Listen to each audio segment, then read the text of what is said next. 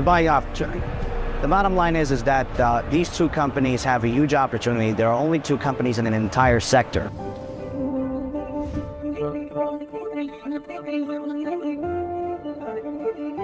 My story doesn't start with religion. My story doesn't start with the truth. My story starts with Alma de Shikra, the world of lies. God gave, God took, may his name be blessed.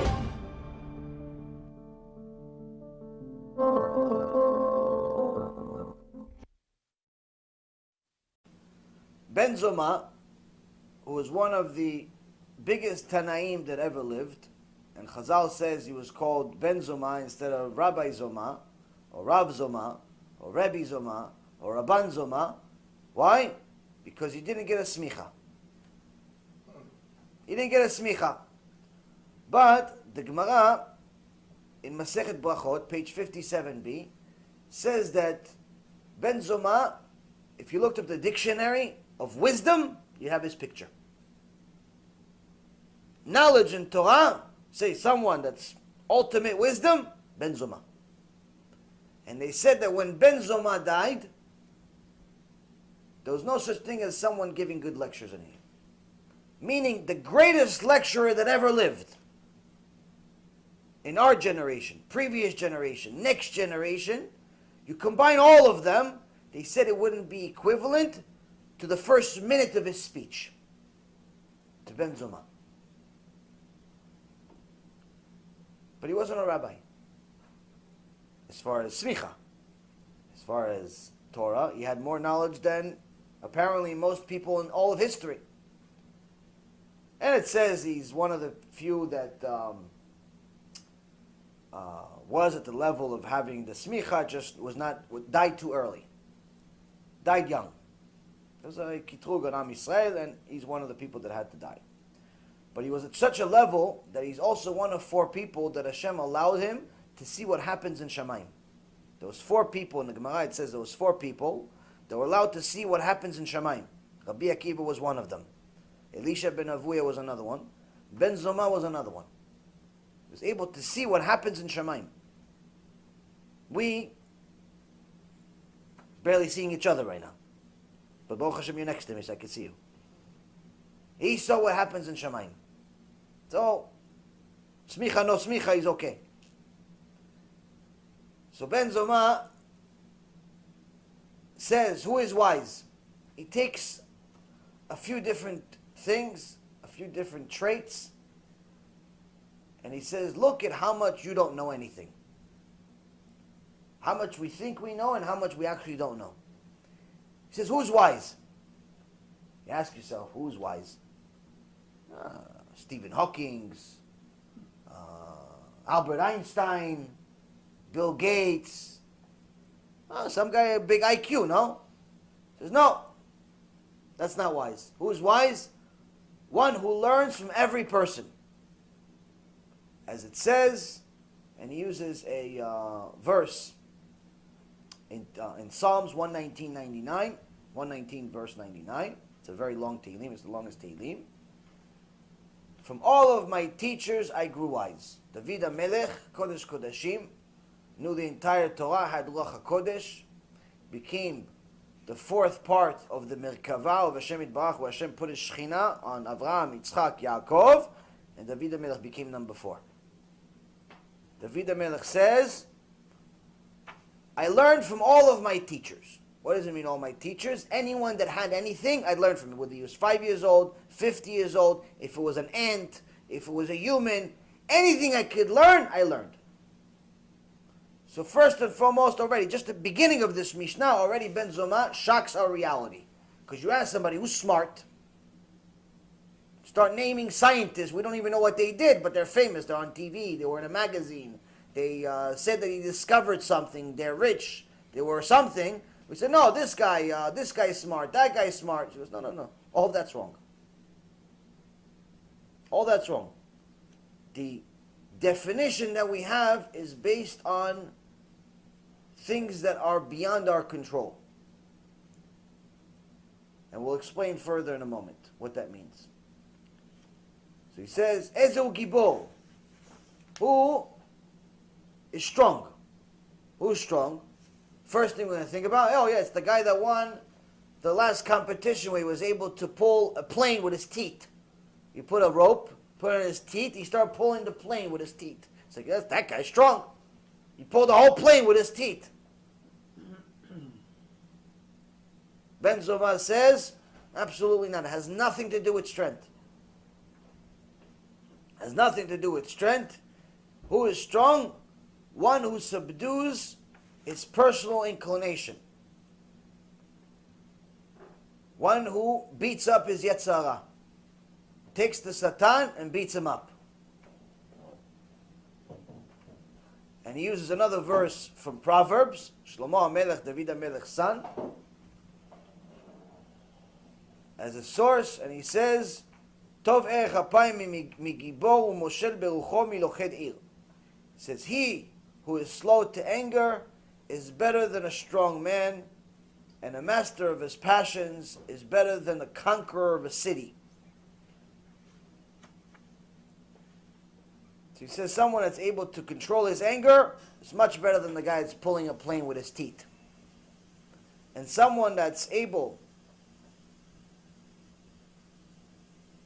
to project his anger in the right way, project his energy in the right way, to control his midot and use every trait that he has for the good, is even better than Napoleon, than Nebuchadnezzar, than Paro, than all these people that ruled the world for a certain section of time. Be'ezrat Hashem, we all have the ability to rule our kids. They ruled the world. He says, you are able to beat your Yetzer Hara and actually control it, you're better than all of them. Simple trait. Not so simple though. He continues. Of course, we're going to elaborate on all of these. Who's rich? We go back to the first list. Bill Gates, Warren Buffett, all the Forbes 500. You say who's rich? You just give the guy the magazine. $5-10, you give him the magazine. Oh, he's rich. Forbes 500. 500 people that have $1 billion, $2 billion plus. Some of them have $70 billion. I think the richest man has 70, 100, whatever billion dollars he has. That's rich, right? That's our definition of rich. Guy has $1 million today, it's not even considered rich anymore. $1 million, like, oh, you're doing okay. Rich means 10 million or more. That's what rich means. And even that, to the rich people, he's not really rich. He's like new money. He's like, okay. But Ben Zommah, one of the wisest men that ever lived, says, you're so far from the truth, you don't even know what rich is bichlal. Says, who's rich? Someone who's happy with his lot. Someone that's happy with whatever Hashem gave him. Yeah, what if Hashem just gave him problems? What if the only thing he gave him is bills? No income. It's a good question. And he used another verse to prove this. Also, Psalm 128:2. It says, when you eat of the labor of your hands, you're praiseworthy, and all is well with you. You're praiseworthy in this world, and all is well with you in the world to come. And last but not least, another proof that our reality is very, very different than his reality and Chazal and the Torah's reality, is he asks, who's honored? Who's an honorable person? So what do we think? What does the average guy think? Oh yeah, it's the sheikh from Saudi Arabia. He has as many cars as you have hair on your head. He has as many wives as you have socks. He has as many planes as you have, dust in your kitchen. That's honorable. He has real estate. Like we have Germs. I mean, they own countries. They don't just own neighborhoods. They don't own a building. They own countries. That's an honorable person, right? Everybody gives him honor. They bow to him. They change their clothing for them. That's honorable. It says, you have no idea what you're talking about. It says, who's honored? One, he who honors others. And he uses Samuel 1, verse 2, chapter 2, verse 30. Amen. For those who honor me, I will honor them. And those who scorn me will be degraded. So Ben Zommah, one of the pillars of our sages, where the Gemara signs off on him, he was the sign, he was the symbol of wisdom. He says to us, first things first, if you believe that wisdom means IQ, if you believe that strength means physical, muscles, weapons, if you believe that wealth means money, gold, diamonds, and honor means having control of things that are material, if you show up to Shamayim with all of them, to the Bet Din of Shamayim, they're going to say, who is a failure? They're going to have a dictionary, have who is a failure, they're going to put your picture there. Yeah, but I had money. You had a lot of it, yeah. I had women. Yeah, you had a lot of that too. I had people kiss my hand when they see me. Yeah, you had that too. I was able to pull the two planes. Not one plane, two planes with my teeth. And just in case, I tied one to my leg. Yeah, you did that too. I had money, I had power, I had this, yes. Right here, definition, failed. You failed at your test. You are the definition of failure. That's what they're going to say in Shamayim. Ben Zommah is telling us, I went to Shamayim. He says, I went to Shamayim. I went to Shamayim. I saw some things. He knows a few things. And it wasn't a clinical debt. What's the source for this entire Mishnah? He says, I listened to the prophet Jeremiah. Prophet Jeremiah, chapter 9, verse 22.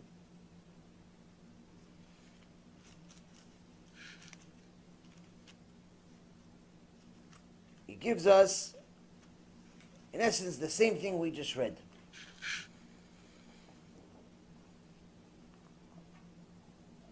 He says, everything that Ben Zommah said, it's not his opinion.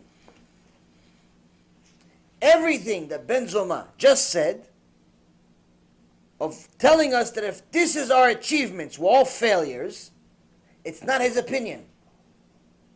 It's God's opinion. God says you have zillions and zillions of dollars. You have houses in every city. You have the strength of 5 elephants. You have everybody kissing your hand when you just look at them. He says, Hashem's opinion means nothing. Where? Prophet Jeremiah says it.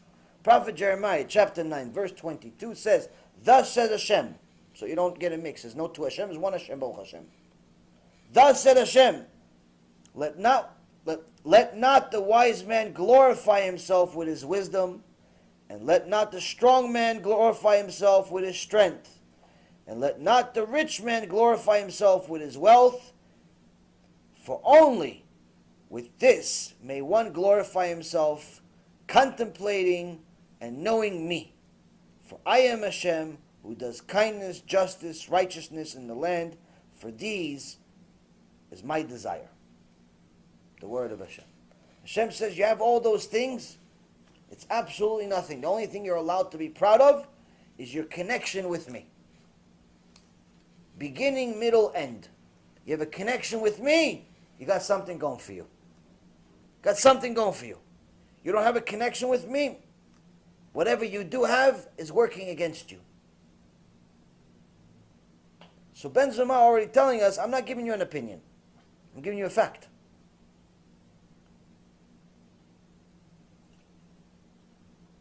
Now for those that still want to chase money and all the other things, the rest of that paragraph in Jeremiah gets a little scarier, because it doesn't have to do with common sense anymore.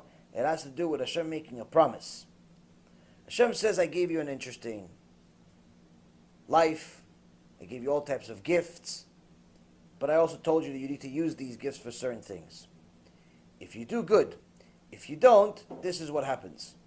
And verse 24 continues immediately after what I just read. It says, behold the days of coming. He's talking about the days of Mashiach. the word of Hashem, when I shall deal with everyone who is circumcised for his uncircumcision, with Egypt and with Judah, with Edom and with the children of Ammon and with Moab, and with all those who dwell in the remotest corners of the wilderness. For all the nations are uncircumcised, and the house of Israel is of uncircumcised heart. It says, when the Mashiach comes, I'm going to deal with all of you. All of you that spent your entire lives chasing money, chasing strength physically, chasing everything except connection with me, I'm going to deal with all of you. Because the Goyim had a mission in the world. You didn't do it, he already said, we talked about it last night, 2/3 of the Goyim are going to die in Gog Magog. But he says that's just the Goyim. The Jews also have a serious problem. Why? Because if you didn't do tshuva, you're not. Maybe you're circumcised because your parents force you to get circumcised at 8 days old, but your heart is still uncircumcised. Maybe you look like a dati. Maybe you look like a chassid. Maybe you look, your payas reach the floor and your beard reaches the next door neighbor. But if your heart is still uncircumcised, you haven't done tshuva yet, I'm going to deal with you personally also. Because instead of connecting with me, sanctifying my name, being proud of being a Jew, what did you do? You want to sanctify your bank account. You want to sanctify a new neighborhood. You want to sanctify people saying thank you to you for doing nothing. You gave tzedakah, so you want your name on the top of the Beit Knesset. You want everybody to know you give tzedakah to the Beit Knesset. He says, I'm going to deal with you also. He's giving you a promise over here. He's giving you a promise. Jew or non-Jew, the day is going to come, I'm going to have to deal with all of you. The circumcised and the uncircumcised.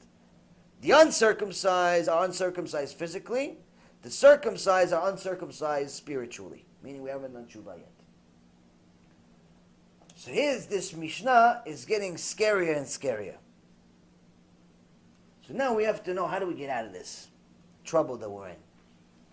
He says, first and foremost, you need to understand something. When Hashem says that everything is from Him, Akol mishamayim chutz mi'irat shamayim. Everything is from Hashem, everything is from heaven, except the fear of heaven. Means, simply said, anything you have, money, houses, fame, fortune, wife, kids, tall, short, black, white, Spanish, Mexican, I don't know, Chinese, you're a little teddy bear, you're a panda bear, you're a lion in the zoo, you're a lion in a movie, whatever you are, all of that's beyond your control, has nothing to do with you. Has nothing to do with you. Hashem decided you will have this. So what are you so proud about? The fact that you're proud about things that are beyond your control shows the distance between you and reality. The fact that you're so proud of how rich you are, and how many houses you have, and how smart you are, and how great you are about things that are beyond your control anyway, shows how distant you are from reality. Shows that you are no different than the little boy that looks at the sun and says, wow, that's the size of a quarter. When anyone that goes to the class in school and said, no, it's not the size of a quarter, it's really more like a few thousand sizes times the size of Earth. We can't fathom how big and powerful the sun is, just like we can't fathom how different reality is from our warped version of reality. So he says, if you're proud of all these material things, you're far away from the truth. Because none of them are in your control. None of them. The only thing you're allowed to be proud of is something that you were able to attain yourself. And the only things you can attain yourself are things that are built on a foundation of Yirat Shamayim. The foundation, it says everything is from Hashem except Yirat Shamayim. You decide whether you fear Hashem or not. Now Yirat Shamayim is like, has staircases, has levels of it. Whatever you have, if the foundation of it is fear of Hashem, connecting to Hashem, you could potentially attain it yourself. So for example, he says, you can learn as many books as you want. You can learn science books, biology books, all the books you want. But that doesn't make you wise. You could be educated, but still a fool. There are many, many people, unfortunately, that know or believe they know a lot about different science, medicine, and plenty of other things, but they're the greatest fools on earth. People that are especially famous scientists, that go on TV, that go in magazines, that have fame and fortune, that have power, that have the ability to reach the public, instead of saying, wow, thank God for where I am, what do they say? There's no God. Everything starts with nothing. It's just there. Even the ant, the little ant that has a brain that's microscopic, knows that it couldn't happen from nothing. The ant even knows that there's no such thing as something happening from nothing. But these very famous people that people look up to spend their entire life trying to convince the world of this foolishness. So he says that you reading books, you having a high IQ, you having certain degrees means absolutely nothing. Why? Because it did not change your character. You're still the same you, with just more information, which in many cases is nonsense to begin with. But even if the information was right, and let's say you're a mathematician, math is math. 1 plus 1 is always going to be 2, regardless of who the mathematician is. If you tell me it's 2.1, you have to go use a calculator from now on. So, you could be the greatest mathematician, but it's not going to change your character. Aristotle was known as a person that would teach his students to be civilized, upper class, nose up in the air, better than I, better than everyone else. But there was one flaw in the system. It's very well known that when Aristotle ate food, he would look 100% like a lion eating a zebra. He would look like an animal. So in the beginning, people were scared of saying anything, but after a while, somebody couldn't take it anymore. They said, you teach us to be civilized, you teach us to be sophisticated, you teach us to be this and that and this and that, but you're eating like I don't know, even the baby is cleaner than you. The baby has spaghetti all over his face, has less than you on his face. You have it on your hair even. Why do you eat like that? He says, when I eat, I'm not Aristotle. Meaning that the whole thing he was teaching was nonsense. It did not change him. This is the key difference between secular knowledge and Torah. When you learn secular knowledge, math, science, all types of other secular knowledge, architecture, graphics, whatever, it's a skill set, it's a tool. Today, a tool can be a program on the computer. Tomorrow, that program could be obsolete. It becomes absolutely useless, which means that all of the knowledge and experience you have from that program is worth zero. I remember before I got into the stock market business, I tried going into the computer business. And I wanted to check out this course, and I took a Microsoft course to be a Microsoft technician. And I don't know, it was like a few $1,000s for the course. And I know, when I interviewed with the guy, I told him, listen, I don't really have much computer knowledge other than the internet was just beginning at the time. Internet wasn't in every house yet. Companies had it, but houses didn't have it. At least most didn't have it. Kind of gives you an idea of how old I am. But anyway, I told him I don't really have much knowledge about this Microsoft, C++, A this, A all this stuff. I don't know anything. No, don't worry about it. You don't need to know anything about networking. You don't need to know anything about anything. You just come to the class, you pay the fee, you're fine. You'll learn everything in class. I'll give you these books. He gives me these 5, 6 giant books. So come to the class, you're fine. I come to the class, everyone in the class is already in the field. Everyone's already an expert, they just didn't have the certification.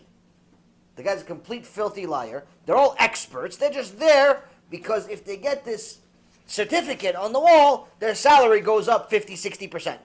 Me, I don't understand a word the guy's saying. Nothing. He's telling me this, he's telling me that. The only thing I understand, network cable. I knew I had something like that in my house. Other than that, nothing else. Now, he was an expert. An expert in networking, an expert in lying. Meaning that all of the knowledge that he had did not improve his character. If anything, it made it worse. When you learn Torah, the way Torah is supposed to be learned, not when you just read the book and just say, it's interesting. Not when you're using the Torah for intellectual purposes. When you look at the Torah, you read the Musar, you read the lessons of Moshe Rabbeinu, you read the lessons of Avraham Avinu, you read the mitzvot, you read what Chazal says, you look at all this stuff, you say, how can I apply this to my life? Where are they? Where am I? How can I use this to make me better? A better version of me. The Torah doesn't change you, it improves you. The difference between Torah and secular knowledge is that when you apply Torah, it changes you. It improves you to such an extent that you become a much, much better version of you. Sort of like a souped-up car. I remember when I was a kid, I used to have this show on TV, and it was this rapper that liked taking beat-up cars and souping them up, like putting rims on them and new windows and TVs, like this little junk car that was worth $300. He puts $15,000, $20,000, $30,000 worth of electronics and equipment on it. It looks amazing. So times that by a zillion, and that's the beginning of Torah. Of what the Torah does to your neshama, what the Torah does to your personality, what the Torah does to everything that has to do with your inside. But it's not so simple. It's not that you just read Parashat Shavua or come to class for a year or two and everything becomes wonders. It's gradual. It's something that takes a while. I've heard enough. New arrival screams echoing through the hallway to know that this ain't good. Once they pass me through the infierno, they don't come back. It's enough to make you go crazy. Do not think we fear you, Spirit.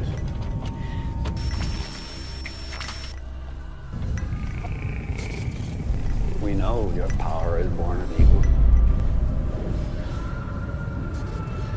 This is your last night in the land of the living. You understand me, malevolent demons?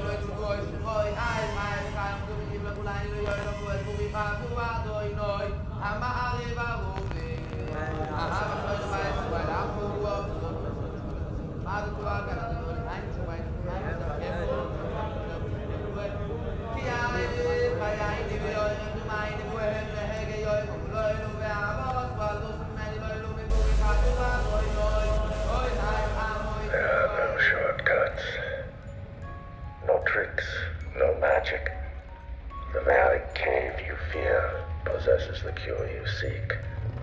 Go within.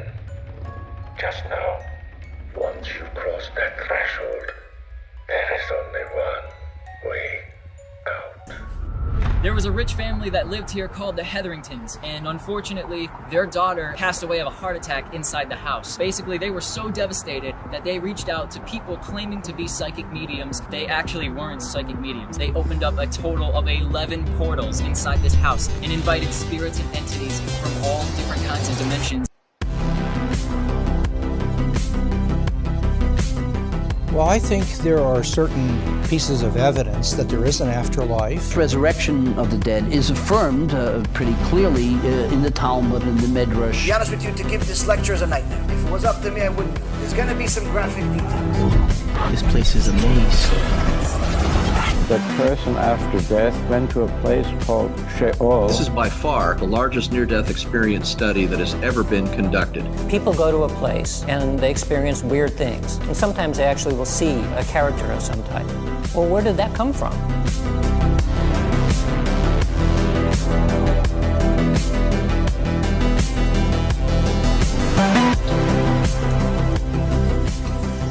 I don't know why that one chain is swinging back there.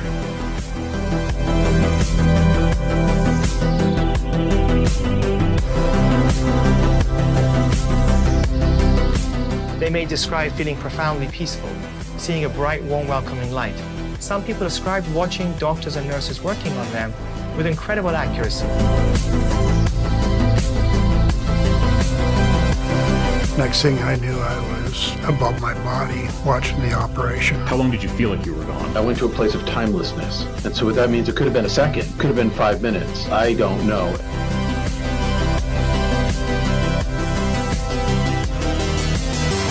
Can you imagine waking up from your sleep and not being able to move? As I'm lying there, I realized that there's an evil presence next to me. Do you believe that angels, demons exist?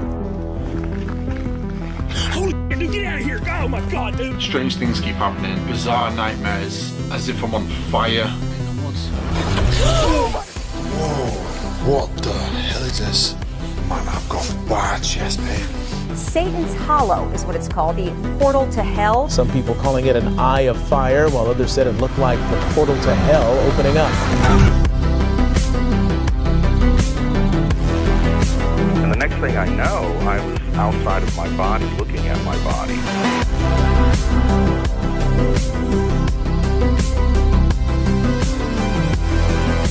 What I'm going to do is called claromancy, the art of throwing lots or throwing bones. 2,000 years of experience, passed down, recorded, of how demons work. God has them all on a leash, and he lets the leash go enough to let them tempt us, because that's what makes us spiritually stronger. I'm trying to be as graphic as possible so you understand what we're talking about. It's your ticket to reality. It's your ticket to freedom. It's your ticket to immortality. Is there an afterlife? Is there a God? It's the type of information that can keep you away from the Yetzirah. What happens to us after we die?